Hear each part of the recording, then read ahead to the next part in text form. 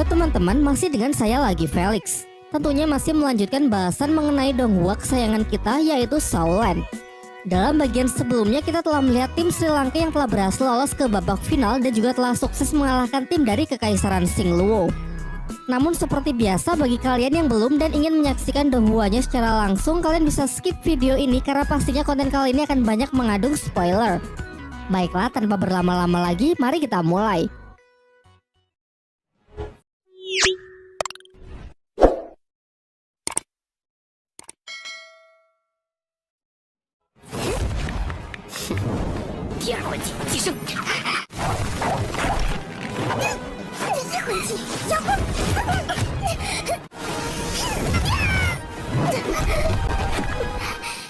Pasca pertempuran yang cukup menegangkan melawan Akademi Kekaisaran Singluo, tim Sri Lanka bergegas kembali ke perkemahan. Di perjalanan mereka sempat berpapasan dengan ketua dan wakil ketua tim utama dari Akademi Kekaisaran Tiando, yakni Yu Tianheng dan Du Guyan. Tianheng memulai percakapan dengan memuji kemampuan dari tim Sri Lanka yang sudah semakin kuat semenjak pertarungan mereka dulu. Kemudian ia meminta kepada Tangsan untuk menyaksikan pertarungan timnya besok melawan tim dari Balai Roh Pelindung. Meskipun menurut Tianheng pada akhirnya mereka tetap akan kalah, namun timnya ingin berusaha membuat tim Balai Roh Pelindung mengeluarkan seluruh kekuatannya. Tangsan mengatakan kalau tidak ada yang tahu sebelum mencoba. Jika dari awal Tianheng sudah tidak memiliki keyakinan akan menang, maka tim Tiando tidak layak bersaing dengan tim Sri Lanka. Pasca pertarungan terakhir, Oishiki dan Mang Ho Junlah yang terluka cukup parah. Tetapi menurut Guru Xingming tidak perlu cemas karena mereka berdua akan segera pulih setelah istirahat 1 malam. Pada malam harinya, Dai Mubei mengajak Tangsan bicara mengenai identitas dirinya yang sebenarnya adalah pangeran ketiga dari kerajaan Singluo. Dan Dai Wuxia mereka lawan hari ini adalah kakaknya yang merupakan pangeran pertama. Di sini Tangsan mempertanyakan mengapa persaingan antar pangeran Kekaisaran Singluo harus saling membunuh. Menurutnya hal itu tidak masuk akal karena bisa merusak hubungan keluarga dan persaudaraan. Dai Mubei kemudian menjelaskan bahwa sebenarnya bukan literally dibunuh, melainkan akan diasingkan di perbatasan, tidak diperbolehkan mengembangkan kekuatannya dan dilarang ikut campur dalam urusan kekaisaran. Meski terlihat kejam, namun tradisi ini sudah berlangsung selama berabad-abad dengan tujuan untuk selalu melahirkan sosok pemimpin yang sangatlah kuat. Ia lalu juga menjelaskan bahwa Kekaisaran Singluo memiliki kekuasaan yang sebenarnya jauh lebih luas ketimbang Kekaisaran Tiando, dan Balai Roh Pelindunglah yang menjadi pihak penengah dari dua kekaisaran tersebut. Karena jika sampai perang pecah dan Kekaisaran Singluo berhasil mengambil alih kekuasaan atas Tiando, maka kekuatan tempurnya akan menjadi jauh lebih kuat, yang dikhawatirkan bisa dengan mudah mengalahkan Balai Roh Pelindung itu sendiri, sehingga dengan alasan itulah pihak mereka terus menjaga kestabilan tersebut. Dai Mubei sudah memutuskan bahwa ia dan Su Ying akan kembali ke kerajaan Singluo setelah turnamen berakhir, mengingat ia sudah berhasil menandingi kakaknya. Ia kemudian menawarkan kepada Tangsan untuk ikut dengannya, karena Kekaisaran Singluo akan menjadi tempat yang sangat aman. Kekuatannya lebih besar dari Kekaisaran Tiando dan bahkan Balai Roh Pelindung pun tak akan berani macam-macam. Namun Tangsan belum bisa mengiyakan tawaran tersebut dan ingin meminta saran dari Master Xiao terlebih dahulu. Mubei pun tak akan memaksa, tetapi jika ingin ikut dengannya, ia bersedia menyediakan tempat berlatih terbaik kepada Tangsan agar bisa terus mengembangkan potensinya. Dan kelak jika dirinya sudah menjadi kaisar dari Kekaisaran Singluo, ia berjanji akan menjadikan Tangsan sebagai penasihat dari seluruh pasukan militernya. Tangsan mengatakan kalau nanti ia memutuskan memilih salah satu pihak, maka pihak Dai Mubei akan menjadi pilihan pertamanya. Selain itu, jika kelak Mubei mengalami masalah dan memerlukan bantuannya, ia berjanji pasti akan datang tidak peduli mau sejauh apapun. Keesokan harinya, tibalah pertarungan tim dari Akademi Tiando melawan tim dari Balai Roh Pelindung. Dijelaskan kalau sejauh ini Balai Roh Pelindung belum menunjukkan kekuatannya yang sebenarnya, dan kali ini untuk pertama kalinya 3 Master Roh yang mendapatkan julukan sebagai generasi emas Balai Roh Pelindung pun diturunkan. Yang pertama bernama Xie Yue, Master Roh level 52 pemilik kekuatan Roh Pelindung Belati Bulan Sabit. Yang kedua bernama Hu Lena, Master Roh level 53 pemilik kekuatan Roh Pelindung Rubah Iblis. Teknik hipnotisnya bahkan dijelaskan lebih kuat dari teknik roh milik Xiao Wu. Dan yang ketiga bernama Yan, Master Roh level 51 pemilik roh pelindung api vulkanik. Selain itu, keempat Master Roh di belakangnya juga masing-masing memiliki kemampuan unik yang tentunya tidak bisa dipandang remeh. Di sisi seberang ada tim Kekaisaran Tiando yang masih diketuai oleh Yu Tianheng, Master Roh level 43 yang merupakan keturunan langsung dari Sekte Naga Tiran Petir Biru. Tepat di sampingnya adalah Du Guyan yang selama ini kita kenal sebagai cucu dari kakek Dugu. Secara keseluruhan kekuatan dari tim Kekaisaran Tiando masih jauh berada di bawah tim Balai Roh Pelindung. Bahkan ketuanya saja sudah terpaut 9 level. Meskipun kemarin telah dibuktikan tim Sri Lanka bahwa level bukanlah segalanya, tetap saja pertarungan ini pasti akan menjadi sangat berat bagi Tian Heng dan kawan-kawannya. Di awal pihak Balai Roh Pelindung menyerang mental lawan dengan mengatakan agar pertarungan ini tidak perlu dilanjutkan. Mengaku kalah saja karena sudah jelas siapa yang akan menjadi pemenangnya. Namun Tian Heng tak goyah dengan gertakan tersebut dan tetap menunjukkan kepercayaan dirinya yang masih sangat tinggi.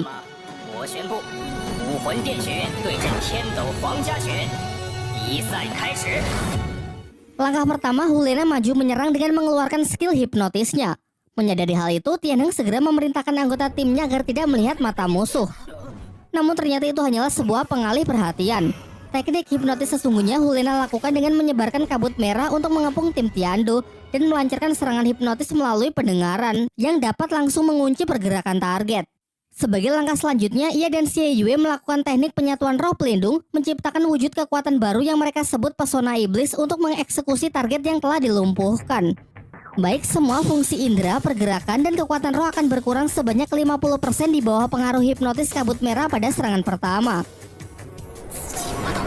Selain itu, tebalnya kabut merah juga membatasi penglihatan anak-anak Tiando sehingga mereka tidak bisa mengantisipasi dan memprediksi dari mana arah serangan musuh. Tanpa tahu pasti apa yang sebenarnya telah terjadi di dalam kabut, 5 Master Roh dari tim Kekaisaran Tiando satu persatu mulai dijatuhkan. Kini di dalam sana tersisa Yu Tianheng dan Du Guyan. Hanya perlu menunggu waktu sampai mereka berdua juga berhasil dikalahkan. Diperlihatkan Yu Tianheng yang berusaha keras untuk tetap menjaga kesadarannya. Namun pada akhirnya sia-sia juga karena lawan memang berada di level yang benar-benar berbeda. Dengan jatuhnya Tian Heng menjadi kemenangan mutlak bagi tim Balai Roh Pelindung. Setelah menyaksikan pertarungan hebat yang ditunjukkan oleh tim Balai Roh Pelindung, Master Xiao menyarankan agar anak-anak Sri Lanka tidak kehilangan kepercayaan dirinya saat nanti berhadapan dengan mereka. Kemudian Master Xiao juga menjelaskan meskipun tim Balai Roh Pelindung nampak sangatlah kuat, namun mereka memiliki kelemahan yang sangat mencolok. Kekuatan utama mereka terletak pada teknik penyatuan roh pelindung. Selain itu, 3 Master Roh yang berada di depan adalah anggota intinya. Mereka tidak punya kerjasama yang baik dengan 4 anggota lainnya, dan jelas dalam hal kerjasama tim Akademi Sri Lanka masih jauh lebih diunggulkan.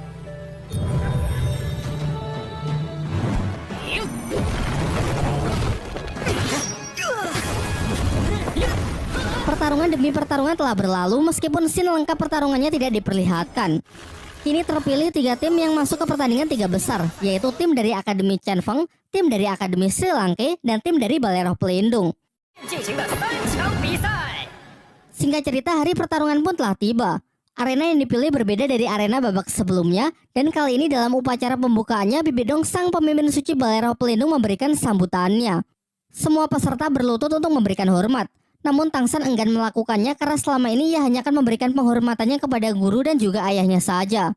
Bibidong kemudian menatap Tangsan dengan pandangan intimidatif. Sehingga untuk mengantisipasi hal itu, Tangsan segera mengaktifkan mata iblis ungunya.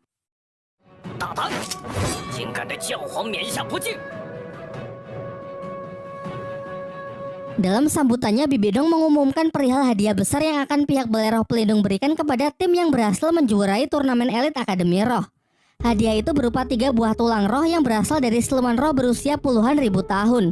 1 tulang roh tangan kanan, 1 tulang roh kaki kiri, dan 1 tulang roh kepala. Tulang roh kepala memiliki kekuatan spiritual dan kebijaksanaan, yang mana dahulu tulang roh tersebut dimiliki oleh mendiang pemimpin suci terdahulu.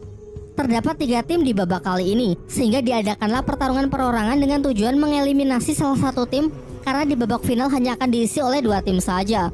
Setelah diundi, Akademi Chen Feng harus melawan Akademi Balai Roh Pelindung. Namun sebelum pertarungan dimulai, tim Balai Roh Pelindung mengaku kalah. Selanjutnya giliran tim Sri Lanka yang maju melawan Akademi Chen Feng.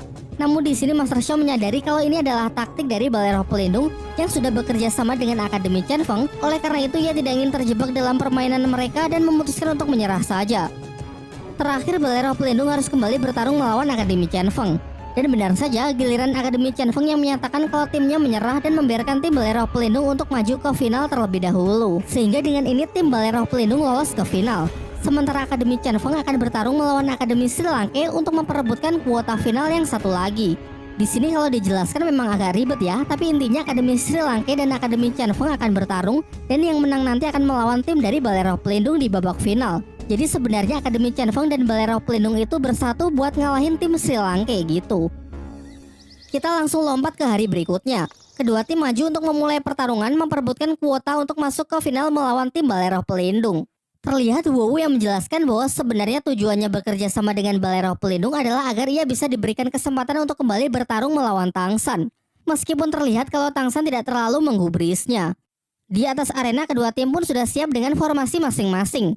Tim Akademi Chen Feng menjadikan Feng Xiaotian sebagai ujung tombaknya.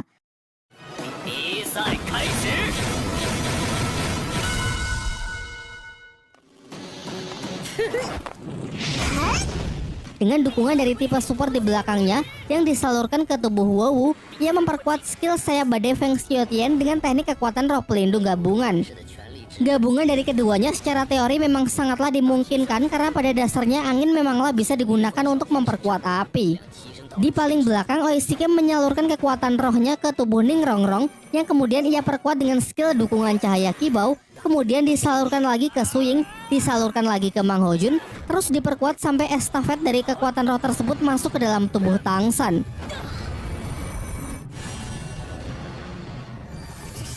Dan inilah teknik penyatuan kekuatan roh 7 orang. Semua yang hadir pun benar-benar dibuat tercengang, karena biasanya teknik penyatuan kekuatan roh hanya bisa dilakukan oleh orang yang memiliki teknik dan jenis roh pelindung yang mirip. Teknik yang sama pernah ditunjukkan oleh anak-anak dari Akademi Changhui dulu di babak penyisihan, dan memang benar mereka memiliki jenis roh pelindung yang sama sehingga bisa menyatukan energi untuk memperkuat skill rohnya.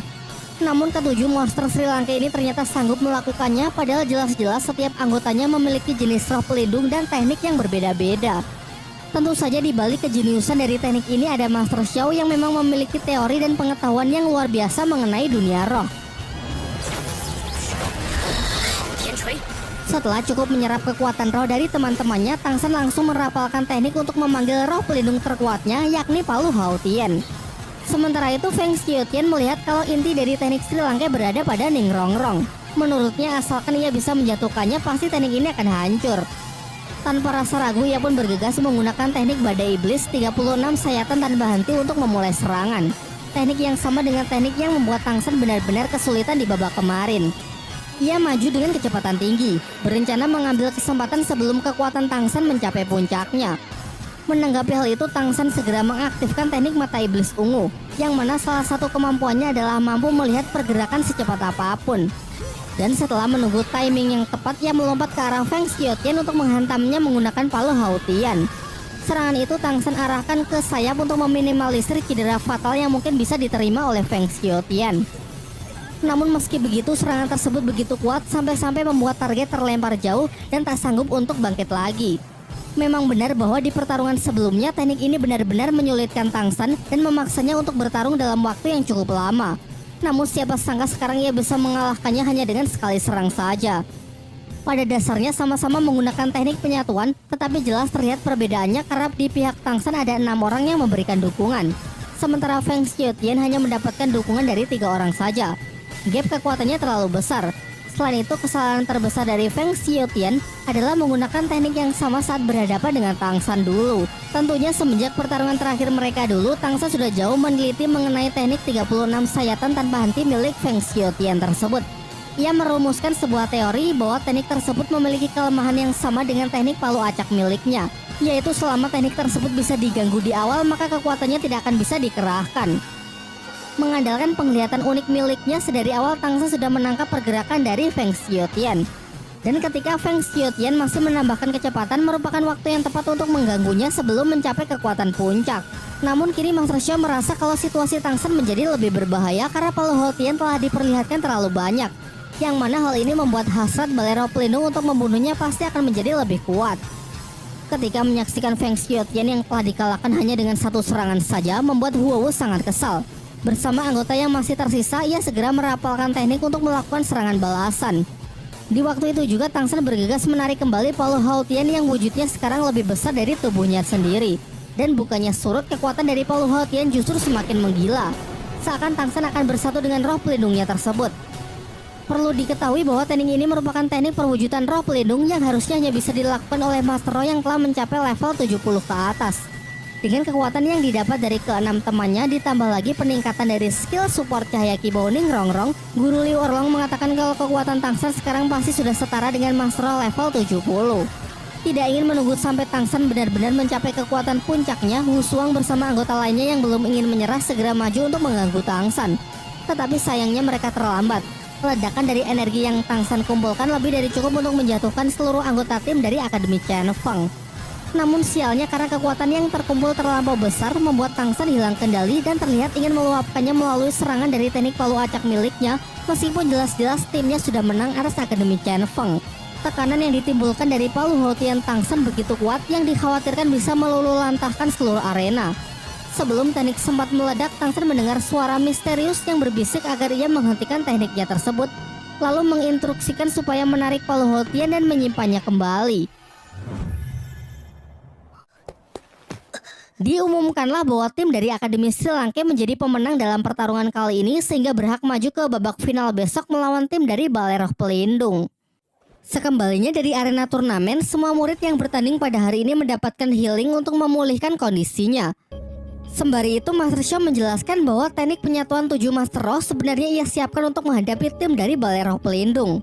Untuk itu ia punya keyakinan 70% akan menang. Namun karena kini teknik tersebut sudah diperlihatkan, pastinya tim dari Balai Roh Pelindung sekarang sudah memikirkan cara untuk mengatasinya, sehingga strategi ini sudah tidak lagi akan efektif.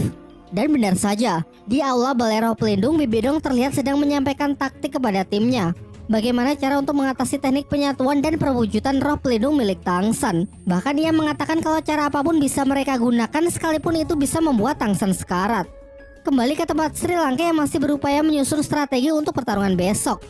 Flander mengungkapkan kalau sangat beresiko jika besok Tang San kembali menggunakan teknik perwujudan alat roh pelindung karena kondisi tubuhnya mustahil bisa pulih secepat itu. Skenario terburuknya jiwa Tang San akan benar-benar tersedot habis ke dalam palu Haotian. Efeknya bisa mempengaruhi kondisi psikis sehingga Tang San bisa saja akan kehilangan kewarasannya.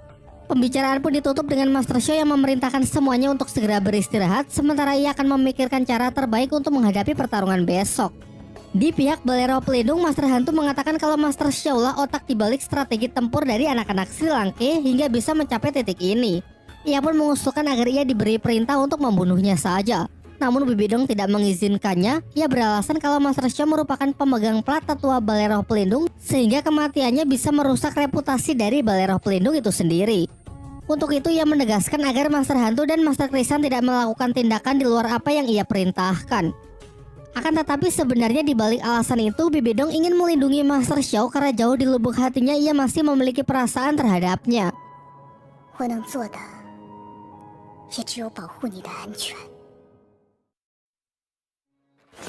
Dalam diskusinya, Master Xiao melarang Tang San untuk menggunakan teknik penyatuan 7 orang dan perwujudan roh pelindung, mengingat resiko yang telah dijelaskan sebelumnya terlalu besar. Jadi kembali ke rencana awal, tim Sri Lanka akan memanfaatkan keburukan dari kerjasama tim musuh. Sebisa mungkin Tang San akan menghentikan teknik penyatuan roh pelindung dari Si Yue dan Hu Lena, karena jika penyatuan roh pelindung musuh berhasil dilakukan, maka kekuatannya bisa meningkat hingga mencapai level 70. Terlebih lagi saat mereka berdua telah bersatu, penyatuan tersebut tidak akan bisa dihancurkan.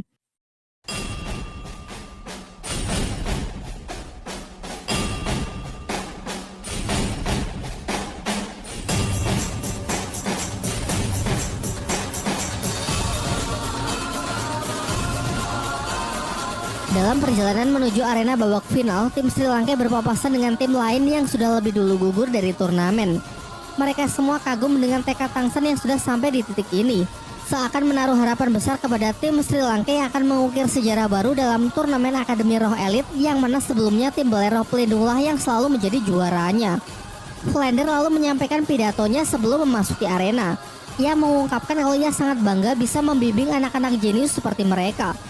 Kini setelah pertarungan ini baik menang maupun kalah, semua murid akan dinyatakan lulus dari Akademi Sri Lanka, sehingga setelah itu mereka harus mulai mengambil jalannya masing-masing.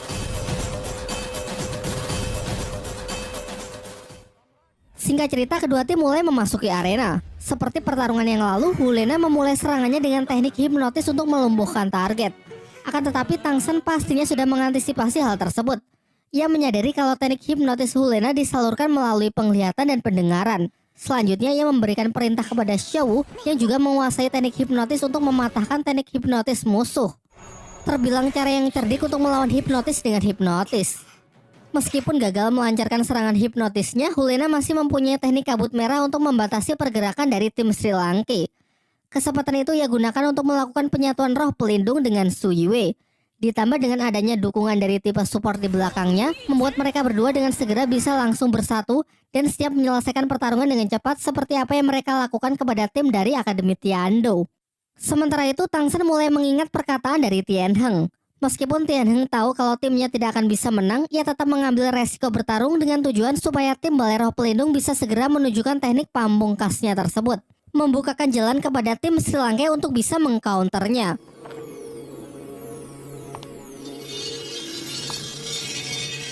Diperlihatkan hanya Tang Shen yang masih sanggup menjaga kewaspadaannya berkat kemampuan mata iblis ungu yang dapat menahan serangan psikis. Sementara teman-temannya yang sudah mulai merasakan efek dari kabut asap yang mengekang fungsi indera, membatasi pergerakan dan menurunkan kemampuan roh mereka hingga 50%. Ia pun menginstruksikan agar tetap saling menjaga dan jangan bergerak sembarangan karena di balik kabut merah ini tersembunyi sebuah kekuatan hipnotis khusus yang mengurangi fungsi penglihatan dan mengacaukan mental. Serangan mulai dilancarkan oleh musuh. Secara acak, ratusan senjata belati sabit dilepaskan untuk menghabisi tim Sri Lanka. Namun Tang Shen dapat meresponnya dengan sangat baik. Ia melempar teman-temannya keluar ke tempat yang aman, sedangkan dirinya secara akurat bisa memprediksi arah serangan lawan dan berhasil menghalau senjata belati sabit yang asli. Semuanya pun dibuat benar-benar terkejut, mengingat kabut merah ini diklaim sebagai perangkap yang sama sekali tidak memiliki celah. Siapapun yang terjebak, kekuatannya akan dilucuti, semua pergerakannya akan dibatasi, bahkan kesadarannya pun tak akan sanggup untuk mengenali arah. Hal ini sekali lagi membuktikan betapa kuatnya penangkal psikis yang dimiliki oleh Tang Shen. Tentunya ini di luar dugaan dari tim Balai Roh Pelindung. Kesempatan inilah yang Tang Shen tunggu untuk bisa membalikkan keadaan. Tak lantas panik dengan hal itu, Hulena pun segera memperluas area kabut merah untuk memastikan kalau timnya masih menguasai jalannya pertempuran. Serangannya berikutnya mereka targetkan kepada Ning Rongrong sebagai tipe support yang paling menyulitkan. Untung saja kemampuan terbang dari Oishike masih bisa menjadi sebuah kejutan, yang mana jalur udara lah yang paling aman untuk bisa lepas dari perangkap kabut merah. Tetapi Hulena berpikir kalau anggota yang lain bukanlah sebuah ancaman. Kelima anggota Balai Roh Pelindung lebih dari cukup untuk bisa menanganinya, sehingga sekarang ia akan lebih fokus kepada Tang Shen yang menurutnya masih berada di dalam genggamannya. Tentu di pertarungan terakhir ini Tang Shen akan benar-benar all out. Tanpa ragu ia langsung mengeluarkan tulang roh laba-labanya untuk mengantisipasi serta mengakhiri pelemahan kabut merah terhadap dirinya. Walaupun secara level kekuatan Tang Shen jauh di bawah mereka, dengan keberadaan tulang roh yang dimilikinya dapat memperkecil perbedaan di antara mereka. Hulena kembali maju dengan mengandalkan kecepatannya yang telah ditingkatkan.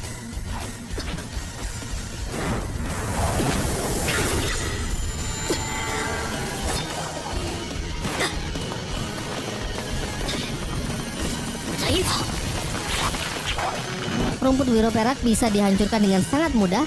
Terjadilah benturan antara tulang rohnya melawan senjata musuh, dan sayangnya tulang roh Tang Shen tak memiliki durability yang cukup kuat untuk bisa menahan tajamnya belati bulan sabit.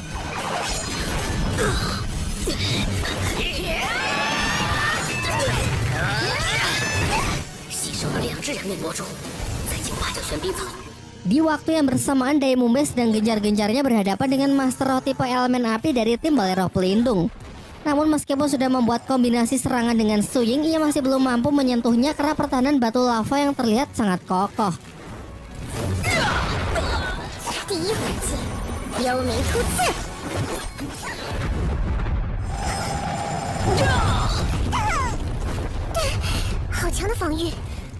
Sementara tim Sri Lanka yang lain berhadapan dengan Master Roh yang memiliki skill serangan jarak jauh yang sangat kuat, namun masih belum cukup kuat untuk menembus perisai pelindung emas milik Xiaowu. Seperti yang sudah Master Xiao prediksi di awal, meskipun secara individu tim Balai Roh Pelindung lebih kuat, namun yang menjadi kelemahan terbesar mereka adalah buruknya kerjasama tim. Kelemahan inilah yang dapat dimanfaatkan dengan baik oleh anak-anak Sri Lanka untuk berusaha menjatuhkan mereka satu persatu. Di dalam kabut, Tang Shen masih bertarung dengan begitu sengit melawan teknik gabungan roh pelindung Si Yue dan Hulena. Ia mampu mengombinasikan gerakan tulang roh 8 kaki laba-laba dengan teknik langkah hantu untuk mengimbangi kecepatan musuh. Salah satu serangan yang Tang San hindari ternyata menarget Daimoba yang tengah sibuk bertarung. Meski dapat menghindar, ia lengah sehingga membuatnya terjebak di dalam perangkap lava.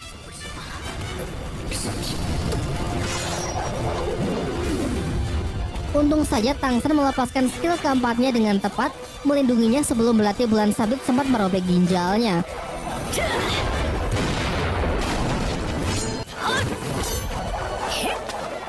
Sayangnya skill keempat Tang San terlalu banyak mengkonsumsi kekuatan rohnya, memberikan angin segar kepada Hulena untuk segera menghabisinya.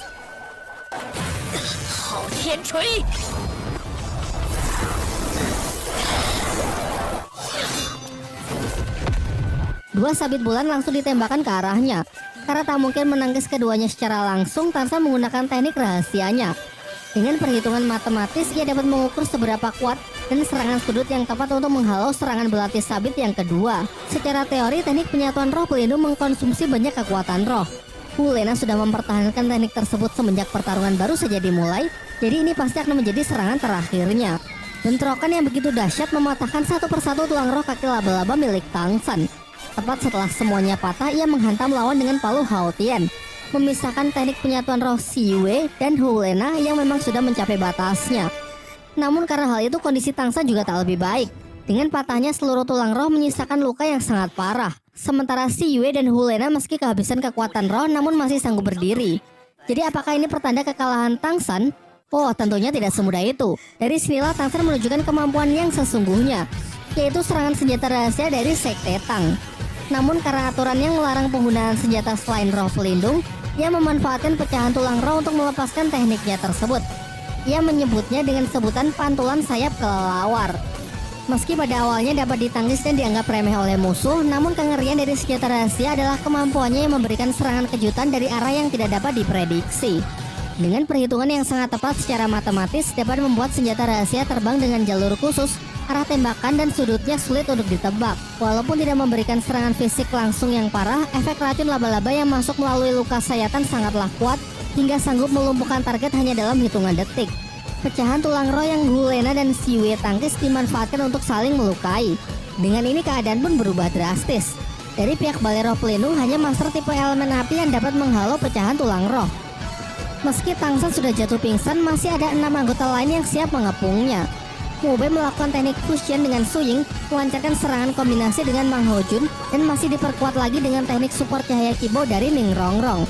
Sudah jelas tak butuh waktu lama bagi musuh untuk mampu bertahan, dan pada akhirnya seluruh anggota tim balai roh pelindung pun berada di dalam tekanan.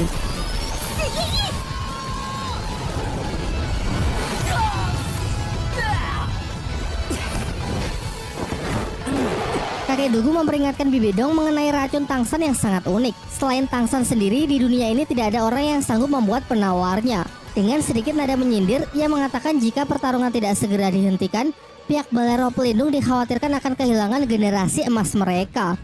Setelah mendengar ancaman tersebut, dengan terpaksa Bibi Dong pun memberikan isyarat agar tim balai roh pelindung segera mengaku kalah. Sehingga dengan ini tim dari Akademi Sri Lanka resmi dinyatakan sebagai juara dalam turnamen Akademi Roh Elit.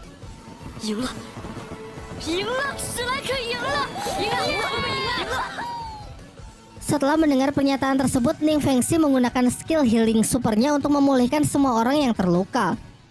Ledakan dari skill tersebut yang tiba-tiba sempat membuat Xiao terkejut hingga bunga langka dari Tang San yang selalu ia bawa terjatuh. Seketika itu juga para master roh kelas atas dapat merasakan kalau gejolak aura yang dipancarkan tubuh Xiao ternyata berbeda dengan anak-anak yang lain. Namun Bibi Dong masih belum ingin mengambil tindakan mengenai kejanggalan yang ia rasakan. Ia berjalan ke arah Tang San yang telah siuman untuk memintanya segera mengobati racun di tubuh para anggota tim balai roh pelindung. Dengan mematuhi aturan yang diberlakukan dalam turnamen untuk tidak membunuh lawan, Tang San pun menuruti permintaan tersebut. Namun tidak seluruh racun ia serap kembali. Ia sengaja sedikit menyisakannya dan sisa tersebut akan baru hilang setelah beberapa bulan. Dengan tujuan agar anak-anak balai roh pelindung mendapatkan pelajaran dan ganjaran atas sikap arogansinya. Ketika berjalan ke arah teman-temannya, Tang San mulai merasakan kejanggalan. Yang mana ia merasa kalau semua tatapan kuat di tempat ini sepertinya tertuju kepada Xiao Wu. Acara berikutnya adalah penyerahan hadiah dan penghargaan untuk tim Akademi Sri Lanka yang telah menjadi juara baru dalam turnamen Akademi Roh Elit tahun ini. Sesuai dengan apa yang telah Bibi Dong janjikan pada pembukaan babak final kemarin, tim yang berhasil menjuarai turnamen ini berhak mendapatkan hadiah berupa 3 tulang roh yang mana merupakan harta karun paling berharga milik Balai Roh Pelindung. Walaupun Dai Mumbai adalah ketua tim, namun ia secara sukarela memberikan kehormatan ini kepada Tang San karena menurutnya Tang Sanlah anggota tim yang memberikan banyak pengorbanan serta kontribusi terbaik. Saat penyerahan hadiah, Bibi Dong mencoba memberikan tawaran kepada Tang San agar bersedia bergabung dengan Balai Roh Pelindung. Namun tanpa berpikir dua kali, Tang San menolak tawaran tersebut karena memang ia lebih suka bebas tanpa dibawa kendali dan tekanan oleh pihak manapun. Tulang roh merupakan atribut yang tidak bisa diserap oleh sembarang orang karena dibutuhkan kecocokan tipe jenis roh. Maka dari itu, Master Shaola yang paling paham untuk mendistribusikan ketiga tulang roh tersebut kepada murid-muridnya. Tulang roh kaki kiri sebagai atribut kecepatan akan diberikan kepada Su Ying. Tulang roh tangan kanan dapat memperkuat elemen api sehingga Mang Hao Junlah yang paling pantas untuk menerimanya. Sementara untuk tulang roh kepala kebijaksanaan, Tang San merasa tidak enak dengan Ning Rongrong. Namun Ning Rongrong mengatakan kalau ia sama sekali tidak keberatan jika memang Tang San yang lebih cocok dan ingin mengambilnya karena bagaimanapun juga Tang San lah yang sudah memberikan effort paling besar di sepanjang turnamen. Master Xiao kemudian ingat kalau Tang San masih menyimpan tulang roh yang ia dapat dari Master Xinian. Selain sangat cocok dengan Master Roh tipe serangan psikis, tulang roh tersebut juga akan sangat cocok untuk tipe support seperti Ning Rongrong. Barulah setelah acara bagi-bagi rezeki tersebut, pihak Balai Roh Pelindung pun mulai menunjukkan taringnya. Bibi Dong segera memberikan perintah kepada dua master rohnya untuk menangkap Xiao Wu. Namun untung saja serangan itu dapat dihentikan oleh Chen Xing si master pedang. Tidak berhenti sampai di situ, puluhan master roh yang telah Bibi Dong siapkan di belakang mulai berdatangan untuk mengepung mereka. Jelas alasannya karena kini terungkap sudah kalau Xiao Wu adalah jelmaan dari siluman roh berusia ratusan ribu tahun yang telah bermutasi menjadi wujud manusia. Aura silumannya selama ini tersamarkan oleh kekuatan bunga langka yang selalu ia bawa. Dan tadi saat bunga tersebut jatuh, aura siluman di tubuh Xiao Wu dapat dirasakan dengan jelas oleh para master roh bergelar Daoluwu. Tang San kemudian menjelaskan situasinya kepada teman-temannya yang masih kebingungan kalau memang benar bahwa Xiao Wu bukan manusia asli, melainkan siluman roh yang bermutasi. Sebenarnya ia sudah tahu terlebih dahulu. Waktu itu kekuatan mata iblis ungunya mengalami peningkatan pesat sehingga dapat melihat aura berbeda yang terpancar dari dalam diri Xiao Wu. Namun kendati demikian, kasih sayang Guru Liu Erlong kepada Xiao Wu sama sekali tidak berubah. Begitu pula dengan Dai Mumbai, ia mengatakan dengan tegas memang apa pentingnya mempermasalahkan siluman atau manusia. Karena baginya Xiao Wu tetaplah bagian dari Akademi Sri Lanka. Dukungan juga terus berdatangan dari guru dan teman-temannya yang lain. Mereka berjanji akan selalu bersatu baik hidup maupun mati. Tiga mantan personil tim segitiga emas maju di garis depan untuk melindungi murid-muridnya. Dan masih ada kakek Dugu yang sudah menyatakan kalau dirinya adalah bagian dari Akademi Sri Lanka juga. Tentunya sebagai pemimpin suci dari Balai Roh Pelindung, kekuatan dari Bibi Dong benar-benar tidak terbayangkan. Dengan tekanan yang ia lepaskan dari cincin roh merah berusia ratusan ribu tahun cukup untuk membatasi pergerakan dari kakek Dugu dan segitiga emas yang bahkan telah menggunakan teknik penyatuan kekuatan roh pelindung.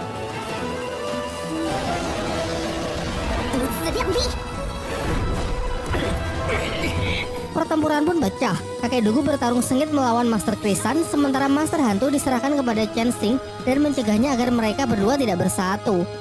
Tekanan yang diberikan oleh Bibi Dong semakin lama juga semakin bertambah kuat. Guru Liu Erlang pun menyuruh Xiao Wu untuk segera melarikan diri, sementara ia bersama guru-guru yang lain akan menahannya selama mungkin. Sejenak kita dibawa flashback kembali di hari kematian ibu dari Xiao Wu. Kala itu Bibi Dong yang ditemani dua master roh bergelar Daoluwo datang ke hutan perburuan bintang untuk berburu cincin dari siluman roh. Ironisnya mereka berhasil menemukan Xiao Wu yang sedang bersama ibunya. Sadar bahwa ia tak akan bisa menahannya lebih lama lagi, sang ibu menyuruh Xiao Wu untuk segera melarikan diri sejauh mungkin. Xiao Wu kecil yang ketakutan berlari masuk ke dalam hutan, meninggalkan sang ibu yang berjuang sekuat tenaga untuk memberikan perlawanan. Hingga pada akhirnya tak butuh waktu lama, Bibi Dong pun berhasil membunuhnya dan mendapatkan cincin roh merah berusia ratusan ribu tahun.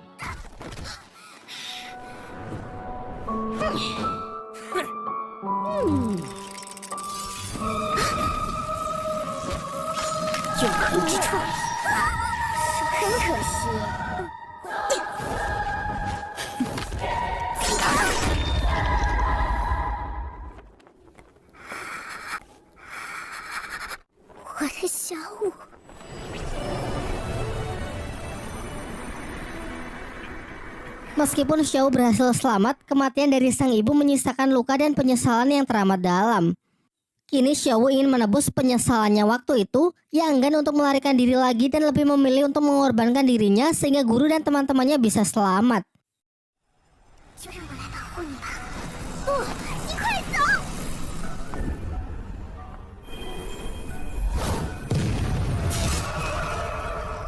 Ia berencana menggunakan teknik bunuh diri seperti yang dulu pernah dilakukan oleh Ibu Tangsan.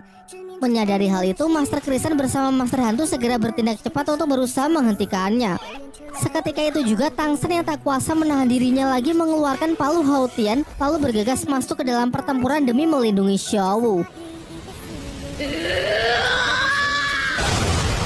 Akan tetapi di detik-detik terakhir sebelum kekuatan mereka bertumbukan, sebuah palu Haotian lain yang diselimuti kekuatan roh berwarna merah muncul untuk memisahkan kedua belah pihak. Langit dan bumi pun seraya bergetar ketika Tang Hou mengangkat palu Haotian, yaitu bersiap merilis teknik perwujudan roh pelindung dalam skala yang jauh lebih besar. Bibi Dong bersama dua bawahannya maju untuk berusaha menahannya.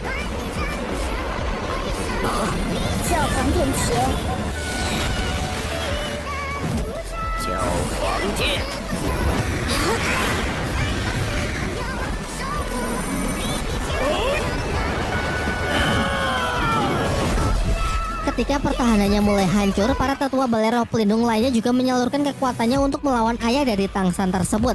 Namun upaya mereka tak lantas bisa menandingi kekuatan Tang Hou dan justru membuat Tang Hou semakin murka.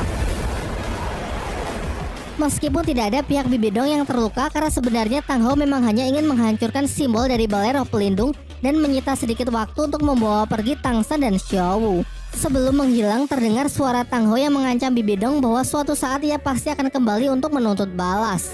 Diperdengarkan kalau Bibi Dong merasa kesal terhadap dirinya sendiri karena meski sudah berlatih selama bertahun-tahun untuk bisa mencapai gelar Dao Luo, kekuatannya masih jauh untuk bisa menandingi Master Haotian tersebut. Ia kemudian disarankan agar segera menurunkan perintah untuk melakukan pengejaran. Tetapi Bibi Dong malah mengatakan kalau sekarang bukan waktu yang tepat untuk melawan Tang Hou. Sebaliknya, emosinya pun perlahan mulai padam dan justru membiarkan orang-orang Sri Lanka untuk segera pergi meninggalkan balai roh pelindung, mengingat siluman roh ratusan ribu tahun yang ia inginkan sudah tidak ada bersama mereka.